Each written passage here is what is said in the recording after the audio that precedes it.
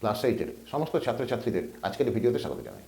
আজকে আমরা পরিবেশ ও বিজ্ঞানের চ্যাপ্টার 6 থেকে বিভিন্ন কোষীয় অঙ্গাণু থেকে গলগি বডি এবং লাইসোজোম নিয়ে আলোচনা করব। অর্থাৎ এই দুটি কোষ অঙ্গাণু নিয়ে আলোচনা করব। আগের দিনের ভিডিওতে মাইটোকন্ড্রিয়া এবং এন্ডোপ্লাজমের জালিকা নিয়ে আলোচনা করেছিলাম। যারা এখনো পর্যন্ত ভিডিওটা দেখেনি তারা অবশ্যই ভিডিওটাকে দেখে নিন। তাহলে দেরি না করে চলো শুরু করি। গলগি বডি বা গলগি বস্তু নিউক্লিয়াসের কাছে অবস্থিত এবং এন্ডোপ্লাজমীয় জালিকা থেকে সৃষ্ট একটি দ্বি-একক পর্দাবৃত কোষ অঙ্গাণু। দ্বি-একক পর্দাবৃত কোষ অঙ্গাণু মানে বুঝতে পারছো, এ পরপর দুটি পর্দা দ্বারা গঠিত। এটি প্রধানত সিস্টার্নি, ভ্যাকুল এবং ভেসিকেল নিয়ে গঠিত।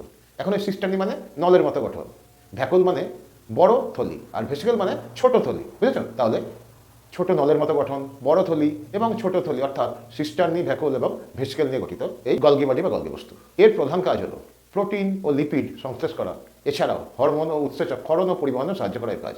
এখন এই গলগি বডি বা গলগি বস্তু বিভিন্ন কোষীয় বস্তু যেমন প্রোটিন, লিপিড এগুলোকে সঞ্চয় করে বলে একে কোষের সঞ্চয় ভাণ্ডার বলা হয়। তাহলে প্রোটিন, লিপিড সঞ্চয় করার জন্য গলগি বডিকে কী বলা হয় না, কোষের সঞ্চয় ভাণ্ডার বলা হয়। এছাড়াও মজার কথা জানো, একে ট্রাফিক পুলিশও বলা হয়। কেন জানো? কারণ এই গলগি বডি কোষের সঞ্চিত পদার্থগুলোকে কোষের বিভিন্ন জায়গায় পরিবহন করে, সেই জন্য একে ট্রাফিক পুলিশও বলা হয়। আবার একটা কথা জেনে রাখো, গলগি বডি বা গলগি বস্তু শর্করা বা কার্বোহাইড্রেট প্রস্তুত করে অর্থাৎ উৎপন্ন করে বলে একে কার্বোহাইড্রেটের ফ্যাক্টরি বলা হয়। তাহলে এই গলগি বডি শর্করা বা কার্বোহাইড্রেট সংশ্লেষ বা প্রস্তুত করে বলে একে কার্বোহাইড্রেটের ফ্যাক্টরিও বলা হয়। এখন এই গলগি বডি থেকে একটি অঙ্গাণু উৎপন্ন হয়, তার নাম কি জানো? তার নাম হলো লাইসোজোম। প্রাণী কোষে যে অঙ্গাণুটির নাম গলগি বডি, উদ্ভিদ কোষে ওই একই অঙ্গাণুর নাম কি জানো? ডিকটিওজোম। তাহলে প্রাণী কোষে এই বিশেষ অঙ্গাণুটিকে গলগি বডি বলা হলেও উদ্ভিদ কোষের ক্ষেত্রে এটিকে বলা হয় ডিকটিওজোম, অর্থাৎ উদ্ভিদ কোষের গলগি বডি ডিকটিওজোম নামে পরিচিত। কথাটাকে অবশ্যই মনে রাখো। পরেরটি চলে আসছে আমরা লাইসোজোম। এই লাইসোজোম গলগি বডির থেকে সৃষ্ট এমন একটি কোষীয় অঙ্গাণু যা খুবই ছোট এবং কোষের জন্য খুবই গুরুত্বপূর্ণ। এই লাইসোজোম দেখতে কেমন জানো? এই লাইসোজোম দেখতে ছোট থলির মতো, একক পর্দাবৃত অর্থাৎ একটাই মাত্র পর্দা দ্বারা গঠিত। এর মধ্যে বিভিন্ন প্রকার উৎসেচক বর্তমান অর্থাৎ পাচক এনজাইম, বুঝেছ? এর মধ্যে বিভিন্ন প্রকার পাচক এনজাইম বর্তমান। আর এটি প্রাণী কোষে বেশি দেখতে পাওয়া যায়, অর্থাৎ লাইসোজোম প্রাণী কোষে বেশি দেখা যায়, উদ্ভিদ কোষে কম দেখতে পাওয়া যায়। এখন চলো জেনে নিই এই লাইসোজোমের কাজ।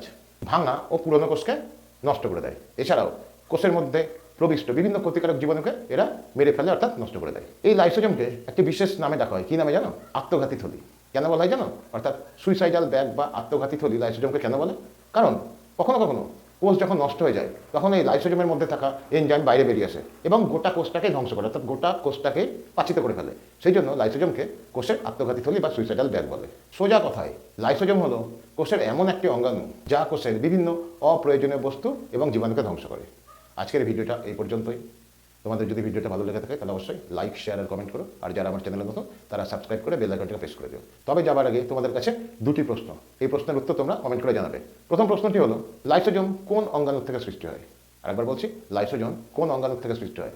আর দ্বিতীয় প্রশ্ন, উদ্ভিদ কোষে গলগি বডি কী নামে পরিচিত?